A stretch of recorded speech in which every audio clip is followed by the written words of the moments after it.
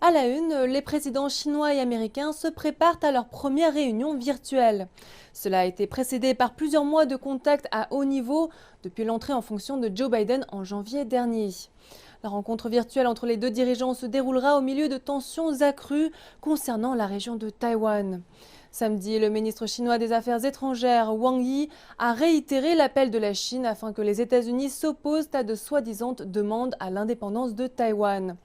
Il a déclaré cela lors d'un appel téléphonique avec le secrétaire d'État américain Anthony Blinken. Wang a ajouté que l'histoire et la réalité avaient prouvé que de telles actions constituaient la plus grande menace à la paix et la stabilité dans la région. Il a exhorté les États-Unis à adhérer aux 3 communiqués conjoints sino-américains et à mettre pleinement en œuvre le principe d'une seule Chine. La semaine dernière, le porte-parole du ministère chinois des Affaires étrangères, Wang Wenbing, a exhorté les États-Unis de cesser d'envoyer de faux signaux aux sécessionnistes de Taïwan. Les remarques de Beijing font suite à la déclaration de Blinken quant à l'engagement américain envers la défense de Taïwan.